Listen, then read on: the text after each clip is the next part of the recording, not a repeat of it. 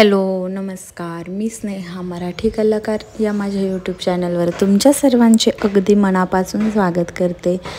तर कसे आहात सर्वजण? आय होप मस्त आणि मजेतच असाल। तर सर्वांना सर्वप्रथम श्री स्वामी समर्थ। तर तुम्ही विचार करत असाल की मी इथे काय करते, हे मी काय तळते।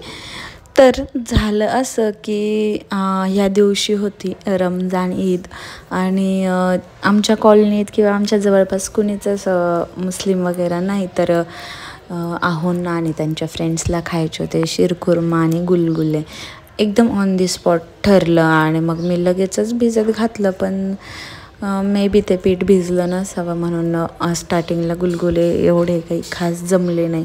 तर शिरखुर्मासाठी मी दूध साईडला उकळून घेतलेलं आहे, म्हणजे बरंच असं आटवून पण घेतलं होतं।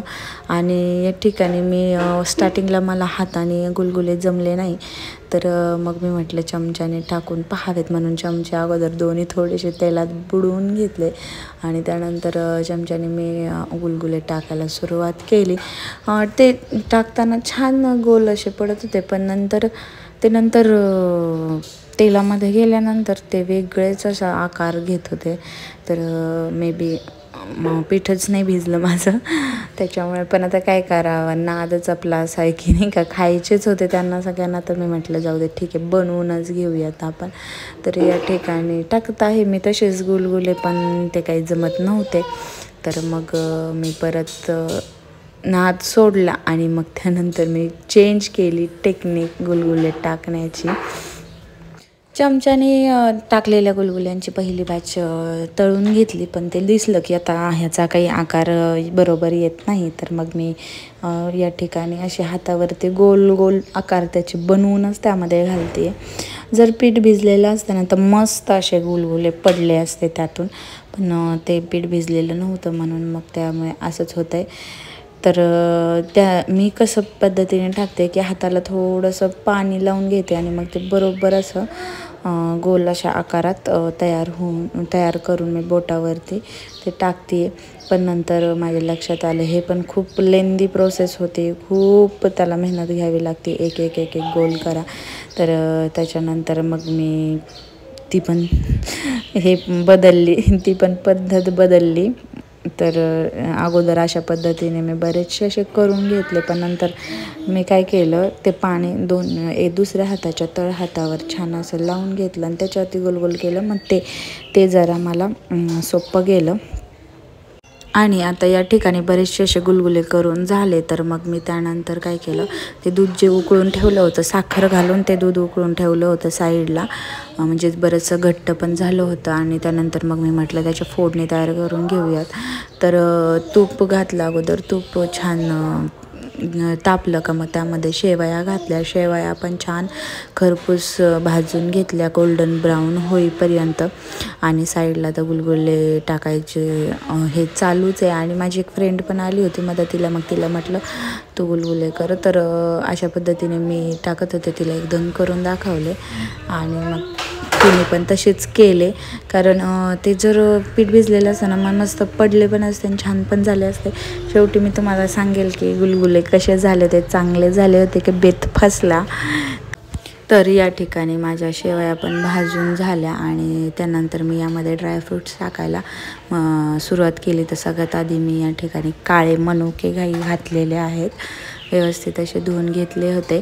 त्यानंतर खारीक अशी उभ्या आकारात कापून घेतली होती, तर ती खारीकसुद्धा यामध्ये घातली, ती पण छान परतवली।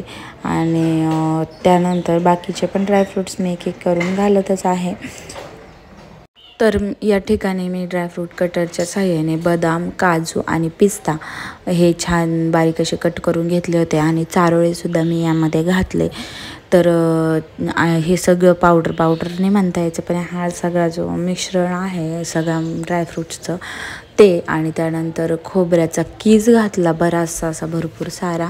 आणि त्यानंतर हे सगळं व्यवस्थित असं भाजून घेतलं, कारण ते छान असं भाजलं ना तर मस्त शिरखुर्मा होतो, त्याची टेस्ट भारी होते।